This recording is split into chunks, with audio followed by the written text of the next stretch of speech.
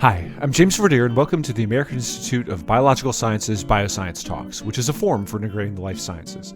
Today I'm joined by two guests, one of whom you've met before. That's Paolo D'Odorico, who is a professor of hydrology and the chair of the Department of Environmental Science, Policy, and Management at the University of California, Berkeley. We're also joined by Willis Jenkins, who's the Hollingsworth Professor of Ethics at the University of Virginia, where he's also chair of the Department of Religious Studies. They're here today to chat about water security and the ways that our values play into its management, with implications for things like Indigenous rights, ecosystem health, economies, environmental justice, and so on. This is one of those fascinating topics that inherently spans disciplines and also inspires thinking that's, kind of very much out of the box. It's a topic that I was really excited to learn about, and I hope that you'll enjoy this conversation as much as I did. Let's go to the interview. Thank you both very much for joining me today. Thank you for inviting us. Yeah, it's a real pleasure to be here. Okay, great. I thought, as kind of a first question to start beginning to talk about, water security, it might be interesting to delve a little bit into, the collaboration that you two have, and as well with your other authors. So, kind of what brought you two together, talking about water security. I note that you're from different departments at different universities. How did that collaboration begin? Yeah, no, good question. It's not obvious why someone from religious studies would be working with someone from environmental sciences. And so I would say, first of all, credit to the Environmental Resilience Institute at UVA for bringing us together, really. So they have a water futures initiative, which was designed to support three broadly interdisciplinary teams that were supposed to do collaborative, integrative inquiry. And those sort of research teams are really hard to initiate without that kind of support and vision from the start. And so I would say, just materially, the Environmental Resilience Institute brought us together. And second, and Paolo may not fully know this part, but when ERI, the Resilience Institute, was identifying the thematic focus they wanted for each of their three teams, they identified water security as one. And, in the way that querulous humanities scholars can sometimes do, I raised critical questions about that. I was like, well, hey, water security is just one idea with its own history, and it can exclude other ways of valuing water. And I mentioned indigenous water sovereignty, views in which water is sacred or intrinsically valuable. And I really intended that as feedback on what was really meant to be science-forward interdisciplinary teams. But they eventually came back to me and said, more or less, okay, smarty pants humanities guy, let's see if you can actually make those ideas work in a team that is co-led with hydrologists. So can you really take these other ideas of water justice and integrate them into a project that is really focused on quantitative hydrology? And then I just have to add, though, that's not entirely true, because Paolo also already had brought his own real philosophical interest in what we would eventually come to call the rights of waters when he was asked to co-lead this team. And I just have to say that this project would be actually impossible without Paolo's expertise and his, philosophical curiosity and openness. And it's just been a real pleasure to be able to think with him on this. Likewise, Willis. So I need to add that until a few years ago, I used to be at the University of Virginia myself, and I had some opportunities to interact with this, and I found remarkable his intellectual curiosity, his ability to think out of the box, to think outside of his discipline. And so we never had the opportunity to collaborate. And when this opportunity appeared, I thought it was a great way for us to have a meaningful collaboration with a broader group of scholars from different disciplines, going from the law school, engineering, humanities, and social sciences. So this was a very unique opportunity. There is always the tendency to think about water security in terms of science and engineering without thinking about other aspects related to water justice and general way of looking at the water values. And we are missing often a framework to think about water from a broader perspective. So most of the approaches have been historically narrow, anthropocentric, focused on technological solutions and accounting for the needs of economic activities, often forgetting about cultural, spiritual values and the needs of marginalized groups and the associated impacts on water justice. So this group effort was really motivated by the need to explore a broader and pluralist approach. Okay, great. And I think you've largely covered it already. But let's talk just a bit more about the concept of water security in general and sort of, define that term and explain what it means. So, it's historically been, I gather from what you're saying, a concept that's largely been used in, relation to, economic needs or technical needs. But it's, come to mean more than that and as been expanded even in the work that you're doing right now. So can you just tell us a little bit about that term and kind of what it means, how it's been used, and how it's being used now? Yeah, it's one of those terms that is often a little bit vague and also hard to define in the sense that it means different things to different groups of scholars. Typically, by definition, is something that is a very anthropocentric notion because it hinges on the idea of looking at water for human needs, and looks at water from two different perspectives: water as a resource and water as a source of hazard. So in the first case, we will look at water as water uses for agriculture, good drinking, etc. In the other, when we think about water for as a source of hazard, we think about flooding, landsliding, etc. And so water security, sometimes this term is used to address ways to control water, to address both types of needs. And at the same time, there is also the other aspect is what type of property of water are we looking at, water quantity or water quality. Water quantity would be, is there enough water to meet certain sets of needs? And water quality is whether the water is good enough for drinking water, if there is a danger for waterborne disease and problems of sanitation, etc. So then there is the aspect and the definition of water security to whom is even if we look at the quantity and we look at water uses, then is water used for drinking and sanitation or water used for agriculture. So when you talk to someone, even on a bus ride, and you have a conversation about water, people tend to put water often, even with a focus on fresh water, everything in the same box. But there are big differences between the drinking water, which is just a small fraction of the water we use as a society, and the water used for agriculture. And so we tend to associate water security to drinking water, while if we look at water security from the point of view of food security, it would involve much more water, and it would go through water uses for agriculture. So you see that this already shows that there are different questions, issues related to the notion of water security. There are some related concepts that intersect with human rights, equity and access to water, long-term reliable access to water to face increasing variability associated from climate change, and then the notion of water sustainability, which by itself would require some definition. And then there are other aspects related to the scales. What scale are we talking about water security? At the local scale, at the global scale, to meet the local needs or to meet the needs of the whole humanity, which is what we try to address in this study. Then what we have tried to do in the studies was to present a non-anthropocentric perspective and to talk about water not only for humans and not only for commercial needs. So the limitation of this notion of water security is often that it's vague. It's not clear what aspect of water we are looking at. So it's always important to specify and to define the context in which this notion is used. I also wonder sometimes why we want to define, or why scholars have been trying to define water security. Often has been to address conditions of scarcity, to justify the case for some technological fixes, to advocate for new infrastructure, by recognizing the existence of scarcity, to stress that it's important to privatize water, commodify water, with the old argument that if people don't pay for water, water will go wasted, which has been clearly challenged by many scholars in the field.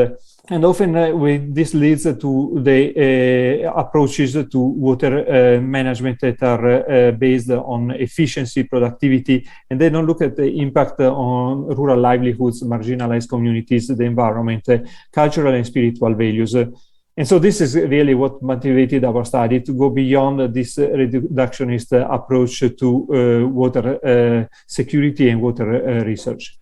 Okay, and let's talk just a little bit more about what you just mentioned there, the concept of reductionism and how it can kind of, creep into the management of water and make it more difficult than it otherwise would be.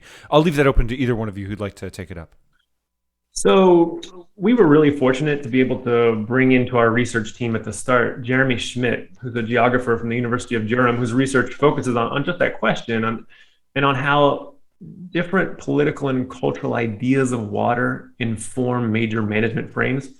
His key book here is called Water, Abundance, Scarcity, and Security in the Age of Humanity. And it focuses on how water became scarce in the conceptual sense. Like, how do people come to think about water as a scarce resource? And as Paolo's already suggested, Jeremy's research shows how it often justified infrastructure programs or technological or market interventions. And he's really asking, in a cultural sense, where did that idea of scarcity come from, and what kind of governance programs has it sustained?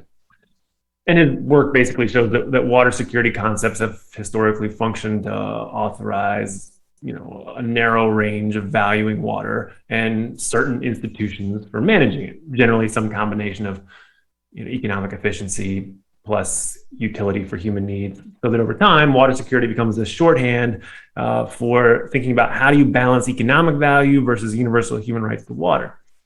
And so because Jeremy has been interested in how other ways of valuing water or relating to it have been pushed aside from those historical processes, have been marginalized from how we think about water security, he was right away intrigued by the direction of the project that Paolo and I were beginning to form. And he was really crucially helpful in orienting our approach and articulating its significance for these global conversations about water governance. And I hope you won't mind, and feel free to just say no if this isn't a good question, but I'm just curious, is part of the tendency to look at water as a scarce resource, do you think that stems from, coming from a society with an economic system that's largely, capitalistic, looks at supply and demand? Is it an outgrowth of that, or is that something you would rather not speculate on? But to some extent, that's the case. Because the recognition of limits often and of the limitations in availability of resources often justifies creating some property rights on that resource, fencing the land, etc. So fencing water in a way, and converting that into a commodity. Let's talk about, some of the other ways of valuing water. We've talked a little bit already about, indigenous peoples' water rights, the cultural value of water, the spiritual value of water. So can you just give us a little bit of an introduction, to those possibly different ways of looking at, water and valuing it? Sure. Yeah. So really central among those excluded ways of valuing water have historically been indigenous relations, which are especially disadvantaged by mainstream ways of imagining water security, by that narrower range of values. Of course, indigenous ways of valuing water are not single, very diverse, many peoples, many cultures, but they may include identity constituting practices with water, like, for example, ceremonial interactions with a particular salmon run. Or they may recognize a waterway as a being with its own rights and responsibilities. And those things are they have historically been entirely outside the kind of thing that a water security framework could include. Here, we were really fortunate to have Ryan Emanuel on our team. So Ryan is an environmental scientist now at Duke, who's also a member of the Lumbee tribe of North Carolina. And Ryan has worked on what water needs from a Lumbee perspective, which may include something like what could be called, spiritual relationships with particular waters, or sacred relationships, or cultural relationships, right? Even the vocabulary is kind of difficult. But so Ryan is the one who pointed out to our team the hydrological implications of the UN Declaration on the Rights of Indigenous Peoples, which specifically mentions cultural values for water, and which is often invoked by Indigenous peoples to defend their way of relating with water, their values for interacting with water, or their sovereignty over water relations, all of which we might consider water security in their terms. So when we exclude those kinds of values because we don't have the conceptual tools to include them, that exclusion can be unjust in itself because it's not recognizing entire ways of understanding water and what water security could mean, including ways that might be central to the identity of particular political communities, which is just to say that, security and justice around water includes these aspects of recognition. And so something that we wanted our conceptual tool to do is to be able to begin to move in that direction. And I'll just note, you can make a similar point, maybe with less political intensity, for other conceptions of water as sacred. There are a number of rivers around the world that are considered sacred to particular religious communities. Well, could a water security concept begin to reflect that? And of course, there are many secular philosophical accounts that support the idea that rivers or waterways have intrinsic value. Can water security concepts incorporate that? Okay, so it sounds like the challenge and goal of an article like this one then is to take the multiple different ways that water has traditionally been valued, be that commercial or cultural and so on, and kind of bridge them, if you'll forgive the pun, to put together a framework that makes sense of all of them together. Yeah, that's right. So we wanted to explore if it would be possible to incorporate some of that diversity in water evaluation, of course, without being complete, but to do so in a way that still permits comparison, sort of quantitative hydrological comparison across different ways of valuing. So this is a pluralist approach, that is to say, it's one that worked with multiple kinds of values without trying to reduce them into one or conflate some into others. And we were asking, could we create quantitative hydrological proxies for these values such that they can be compared and aggregated? And I want to emphasize, a primary purpose here is heuristic. We're trying to model a way of diversifying water governance. We're not offering a solution to a planetary challenge in itself, or one pathway to water security, but we're showing what water security looks like when it's framed as a relation among several kinds of values, rather than the optimization of one value. Okay, and it sounds like you're handling my segues for me. Let's talk about some of the the ways of valuing water, and we can take them one by one, or if it makes more sense to chat about them all at once, that's fine too. But the article mentions the rights of water, rights to water, and commercial water rights. We can take those one by one or all at once, whichever way you think would be the best way to address them. But let's talk a little bit about the framework itself. So we talk about plurality of values of water. So at some point there is the need to give some examples of different sets of values that play a role in some of these decisions on water resources. So we identified these associative values with different types of rights. The right to water is the water component of the right to food. To produce food, we need water, and there is a right to food recognized also by the United Nations. And so this right to water is to address questions related to food security. Then at the same time, they still, in a very anthropocentric perspective, in many regions of the world, there are some water rights, commercial water rights. And with this, we want to look at all these water uses whose main goal is to address needs related to generational profit and the needs of businesses and profit generation. So these uses in conditions of water scarcity typically aim for an efficient use of water. And so we already referred to that before. So the economic efficiency sometimes comes at the cost of disregarding other sets of values that are more of a spiritual, cultural, and environmental nature. And then because of that, often there has been the tendency to recognize property rights, commodify water, even create markets or financial instruments on water. And this is the second group. Then there is the third one is the rights of waters. Perhaps this is something goes back to what Willis was referring to in terms of rights that are nested also in the traditions of indigenous groups around the world. Yeah, so maybe I'll just add there. So let me first say, we're using rights of waters as a shorthand, obviously, and it's trying to encompass the ecocentric commitments that can be included in relational values, sacred values, intrinsic values that may be held for specific rivers or lakes or any kind of water-related geographic feature. It's it's still it's encompassing a lot of different kinds of values in itself, and so you can kind of think of it as a category of valuing. And even though we know it's not fully representative, we think that this idea, rights of waters, or this concept, helps incorporate somewhat of that fuller range of cultural and political water values that have historically been excluded from water security. So that's one thing that this paper is trying to do. And then we're also putting that into comparative relation with rights to water. And I just want to say, obviously, so much of Paolo's research has really helped us understand what a human right to water actually entails. I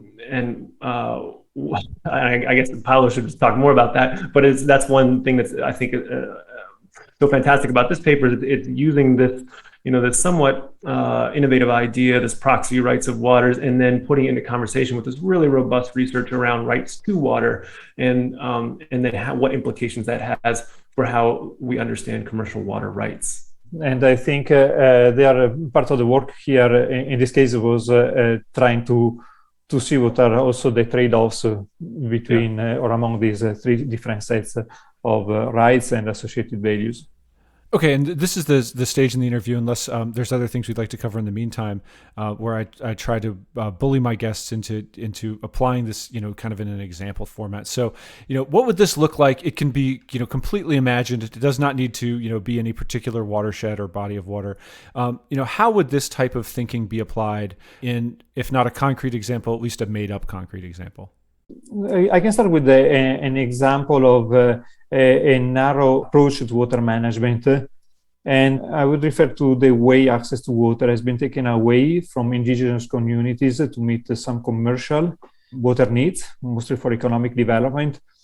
And there are examples very close to me here in California, in which the Native American communities have been expropriated from headwaters of watersheds in the Sierra to allow for the development of hydropower. This was in the mid 1900s. So recent work, also by a scholar at UC Davis, Middleton, she pointed out how this land has been taken away, completely disregard of the rights of Native American communities. And then often even invoking eminent domain argument for public utility. And then now that the land is taken away from the power utilities companies, partly because of bankruptcy, the main concern of the society has been to give the land back to the environment, to create reserves, and not to give it back to the Native American communities. Again, this shows how the concerns often don't account for the spiritual, cultural values, which also in some cases can be effectively combined with an effective environmental management. Again, this is a pluralistic approach that recognizes the plurality of water values, would allow for a more holistic understanding of water management. And I even don't like the term water management because it's very, again, anthropocentric. Probably much better would be to talk about water stewardship.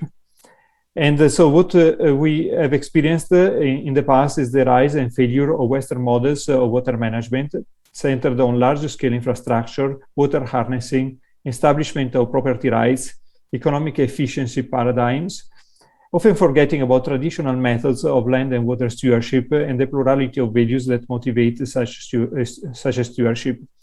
This has led to the disruption of the environment, again, because of the anthropocentric perspectives of water needs. And we have left rivers go dry, sediment being trapped in reservoirs, and disrupting basically the way water contributes to shaping the landscape. And we have also dismantled the water governance institutions and the ethic of water stewardship.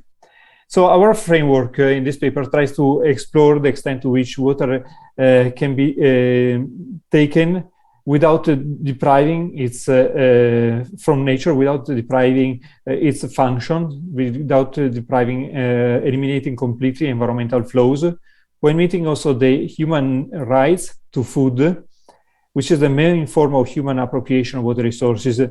And considering also the commercial water needs to some extent, we show that answers cannot be found only at the local scales. And often water uses are global because the food system is globalized. A community can manage water resources and meet its cultural, spiritual, economic needs, as well as the needs of the environment, but can do that by relying on food imports and unsustainable water use somewhere else around the world. So this externalization and displacement of water impacts and water costs, which are costs both for society and for the environment somewhere else around the world, can be problematic. And so this means that I think one of the main goals here was to stress how it's complicated to look at this problem, considering both these global constraints and at the same time local needs of environment and society. Culture, spiritual values often refer to the needs of local communities, but this needs to be put also in a global context.